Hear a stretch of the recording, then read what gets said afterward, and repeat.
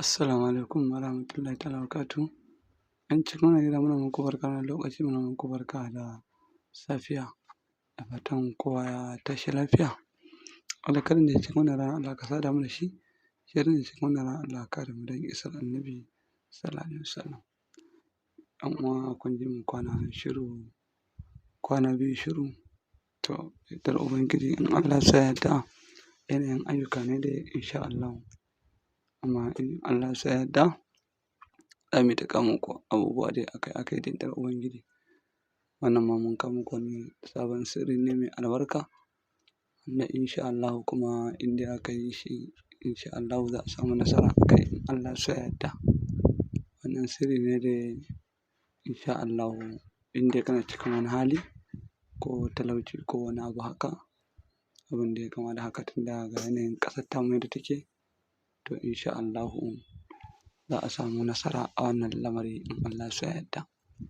To wannan sirri dai yadda yake ana sayan turare Binta Sudan na kamfani da ɗan Duwala, to da zarar aka same su wannan ɗin fa ba shi ba ne ba, kawai dai mun nuna muku ne za a sayi turaren ne mun sa shi ne shi ne, amma wannan ba shi ba ne ba.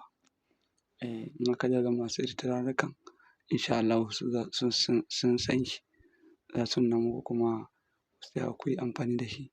Sai a samu ganyen dirimi guda 7, ganyen dirimi guda 11 kai zan ce, 11 insha Allahu. In aka samu guda 11 sai a rubuta musu Salatul Fati a kowane guda ɗaya. Kowane guda ɗaya dibirin za a rubuta Salatul Fati ƙafa ɗaɗɗaya, sai a bar shi ya bushe.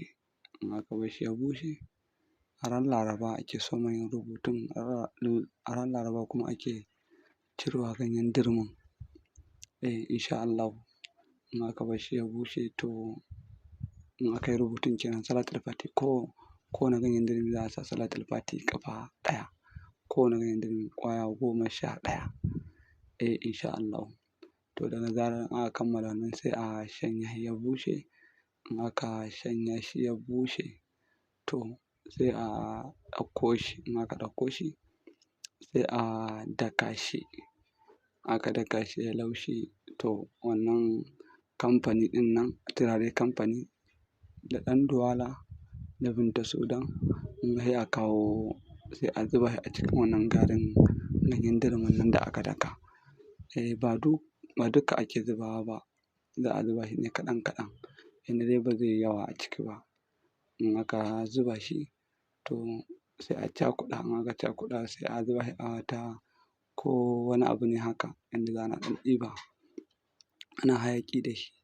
To wallahi da yardar Ubangiji Alƙur'anin Allah ko rantsuwa ba za ka fara ba, Allah mutum sai ya samu kuɗaɗe wallahi. In kai ɗan kasuwa ne kai wannan zai na tafiya tare da kasuwancinka gabaki ɗaya. In kai ba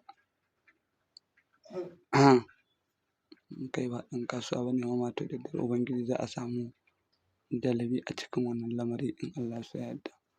Allah ya sa mu dace, Allah ya taimake mu, Allah ya mana jagoranci.